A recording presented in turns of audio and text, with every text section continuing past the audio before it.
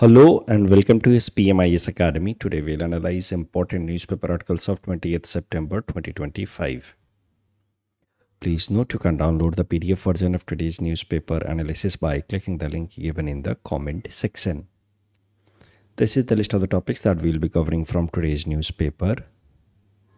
देखिए आज का अगर द आसाम ट्रिब्यून न्यूज़पेपर की बात की जाए तो ज़्यादातर तो जुबिंदा की खबर से ही वो भरा पड़ा है। द हिंदू और इंडियन एक्सप्रेस में भी उनके बारे में खबरें आई हैं। Even PM Modi has condoled this unfortunate incident. देख सकते हैं पीएम मोदी ने भी कहा है कि he will be remembered, Zubeen da will be remembered for his rich contribution to music. और मैं यहाँ पे देख भी सकता हूँ कि जहाँ मैं रहता हूँ पास में ही उनका घर है, तो उनके पार्थिव शरीर को कल सुबह लाया जाएगा यहाँ पे, लेकिन लोग अभी से ही सड़कों पे खड़े हैं, इंतज़ार कर रहे हैं। तो आई अंडरस्टैंड कि आज पढ़ने का किसी का मूड है नहीं। कई सारे मेरे स्टूडेंट्स भी आज ये न्यूज़पेपर एनालिसिस नहीं सुनेंगे, मैं जानता हूँ, बट मेरा काम है हर दिन का कुछ बेसिक इन्फॉर्मेशन निकाल करके स्टोर करते रहना, ताकि साल के अंत में हम लोग उसको रिवाइज़ कर पाएँ बिफोर आवर एग्ज़ाम्स। तो मैं वो अपना काम कर देता हूँ जल्दी से। आज का न्यूज़पेपर एनालिसिस मैं क्विकली वाइंड अप करूँगा, बहुत ज़्यादा इसको डिटेल में लेकर के मैं नहीं जाऊँगा। तो पहला जो टॉपिक है that is about US vetoing resolution at UNSC. तो this topic is going to be important from our syllabus GS paper 2 international relations point of view. United Nations के बारे में हम लोग पहले भी देख चुके हैं। एक इंटरनेशनल ऑर्गेनाइजेशन है जो 1945 में बनाया गया। इसके अंदर टोटल 193 मेंबर कंट्रीज़ हैं। Palestine and Vatican cities are having observer state. United nation का मेन काम है इंटरनेशनल पीस एंड सिक्योरिटी को मेंटेन करना, साथ ही साथ जो मेंबर कंट्रीज़ हैं उनके बीच में फ्रेंडली रिलेशंस मेंटेन करना। और अगर कोई इंटरनेशनल लेवल पे डिस्प्यूट आता है तो उसको हारमोनियस मैनर में रिजॉल्व करना, साथ ही साथ economic, social, cultural cooperation develop करना अमंग्स द वर्ल्ड कंट्रीज़। यूनाइटेड नेशंस के 6 प्रिंसिपल ऑर्गन्स हैं: General Assembly, United nation security Council, इकोसॉक, secretariat, International Court of Justice and trusteeship. उसमें से जो सबसे महत्वपूर्ण ऑर्गन है यूनाइटेड नेशंस का, आप एक तरीके से कह सकते हैं, वो है यूनाइटेड नेशन सिक्योरिटी काउंसिल, क्योंकि united nation security council mainly oversees the function of maintaining international peace and security, which is the most important function of United nations. That is why sometimes it is said that United Nations Security Council is UN itself. UN is UNSC and UNSC is UN. This is said sometimes in order to highlight the importance of United Nations Security Council. वैसे तो 6 principal organs हैं United Nations के, लेकिन ये सबसे महत्वपूर्ण है।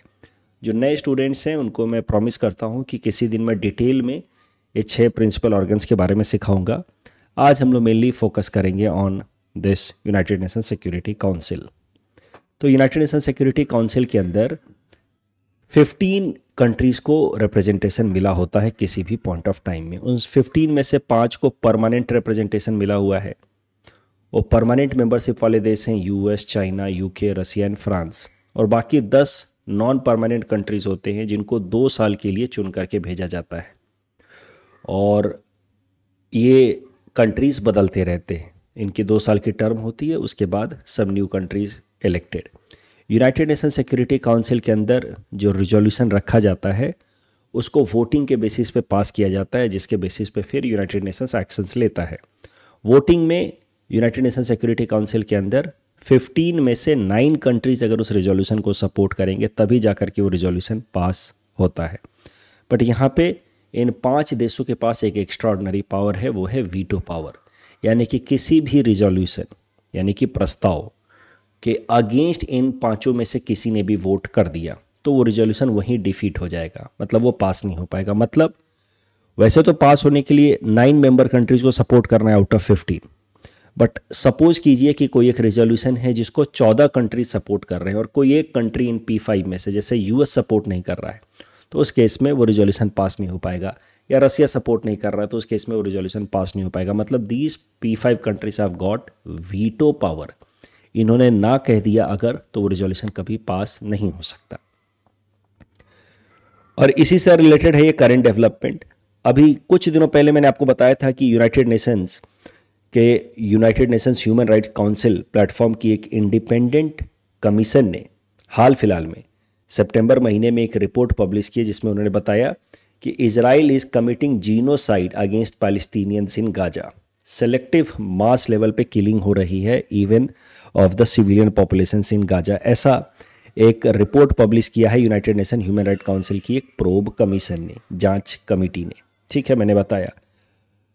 अब उसी डायरेक्शन में आगे बढ़ते हुए हाल फिलहाल में बिल्कुल 18 सितंबर को, the day before yesterday, United Nations security council, ये जो मोस्ट इंपॉर्टेंट प्रिंसिपल ऑर्गन है यूनाइटेड नेशंस की, उस यूनाइटेड नेशंस सिक्योरिटी काउंसिल में एक रिजोल्यूशन प्रपोज किया गया demanding immediate unconditional and permanent cease fire in Gaza. मतलब सीधा सीधा रिस्ट्रिक्शन लगाने का एक प्रस्ताव रखा गया कि अब इजराइल जो भी बॉम्बिंग कर रहा है गाजा रीजन पे उसको रोका जाए। उसके लिए एक रिजोल्यूशन प्रपोज किया गया so that the bombing by Israel and humanitarian crisis that has started in Gaza could be stopped on immediate basis. But what happened? 14 countries voted in favor of this resolution. But one country, that is US, which is considered to be a strong ally of Israel. In fact, Israel is considered as outpost of US in West Asia. US has vetoed this resolution और इस कारण से resolution defeat हो गया। और ऐसा पहली बार नहीं है, it is 6th time when US has vetoed a resolution at United Nations Security Council, the resolutions that were essentially in the direction of curbing Israel's action over Gaza. Gaza को कुछ दिनों पहले कहा गया it is the hungriest place on earth because of frequent या consistent bombarding by Israel. तो वहाँ पे मास लेवल पे ह्यूमैनिटेरियन क्राइसिस आ गई है, but United nation security Council कुछ नहीं कर पा रहा है। ये गाजा क्राइसिस ही सीधा सीधा इस बात का सबूत है कि यूनाइटेड नेशन सिक्योरिटी काउंसिल का पॉलिटिसाइजेशन हो रहा है। Few countries, specially this P5 countries, have turned United Nations Security Council as their private club and they are using their power of veto for vested selfish interest, and this puts a strong argument in favor of restructuring of United Nations overall, especially its most important principal organ, United Nations Security Council. And countries like India needs to be included in United Nations Security Council as a permanent member because India is more responsible and democratic country. इस तरीके का argument mains में लिखे जा सकते हैं। छठी बार US ने इस तरीके का रिजोल्यूशन को ब्लॉक किया है और 2 साल से लगातार ये ग्रेव ह्यूमैनिटेरियन क्राइसिस बनी हुई है, but US blatantly, shamelessly is supporting Israel on its offensive against innocent Palestinians.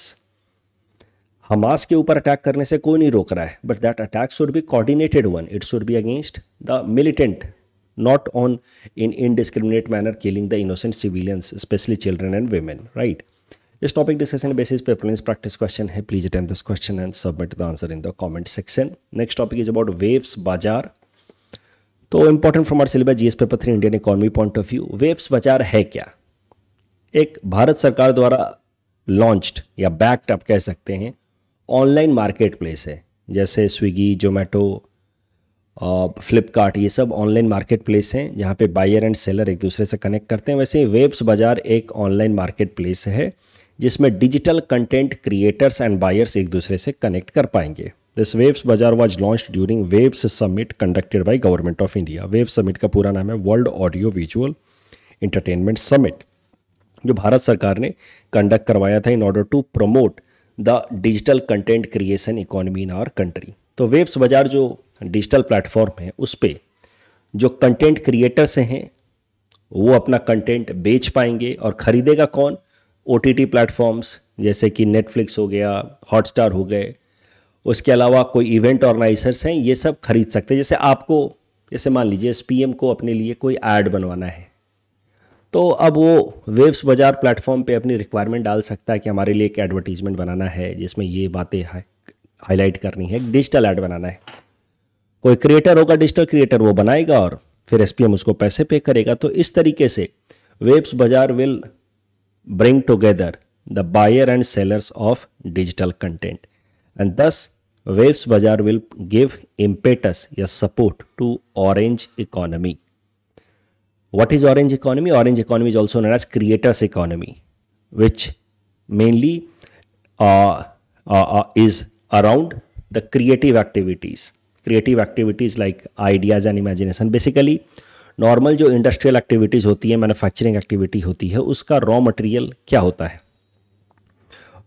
Mining से निकला हुआ चीज़ या एग्रीकल्चर से निकली हुई चीज़ें, वो उनकी रॉ मटेरियल होते हैं. जैसे शुगर केन से शुगर मिल चलता है, कॉटन से कॉटन मिल्स चलते हैं, बॉक्साइट से एल्युमिनियम फैक्ट्री चलती है, आयरन ओर से स्टील फैक्ट्री चलती है.